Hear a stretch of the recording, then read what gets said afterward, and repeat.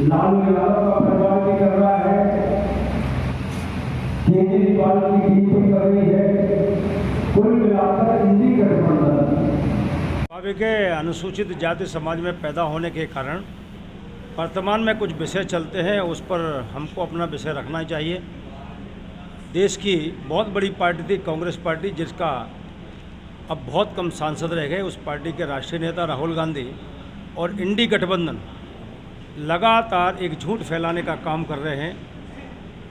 अनुसूचित जाति के लोगों को भड़काकर, आदिवासी लोगों को भड़काकर ये कहकर कि 400 सीटें आएंगी तो नरेंद्र मोदी संविधान ख़त्म कर देंगे, 400 सीटें आई तो आरक्षण ख़त्म कर देंगे।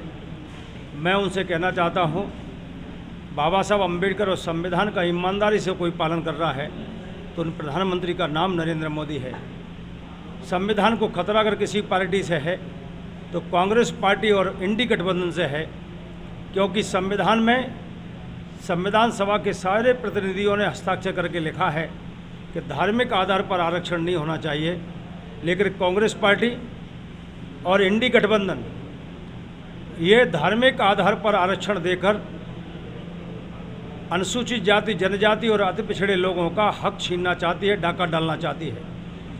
जैसा उन्होंने कर्नाटक में, आंध्र प्रदेश में, बिहार में किया है। 4%, 3% धार्मिक आधार पर आरक्षण दे रहे हैं। उसी प्रकार से वो जो झूठ उनका छुपा है उसको छुपाकर दलितों को भड़काना चाहते हैं। जिसका कोई आधार नहीं, राहुल गांधी जी एक संविधान की किताब लेकर, नरेंद्र मोदी संविधान को राष्ट्र ग्रंथ मानने वाले प्रधानमंत्री हैं और उन्होंने धारा 370 हटाकर देश के संविधान का और आरक्षण का कहीं ना कहीं संरक्षण किया है। कांग्रेस ने 370 लगाकर संविधान की आत्मा में छेद किया था। इंदिरा गांधी जी ने आपातकाल लगाकर 1975 में भारत की आत्मा को कुचला था।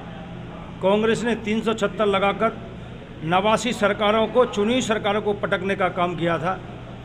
90 से ज़्यादा भारत के संविधान में संशोधन किए हैं तो कांग्रेस ने किए हैं। अपनी सरकारें बचाने के लिए किया है, गरीबों के हित में नहीं किया है।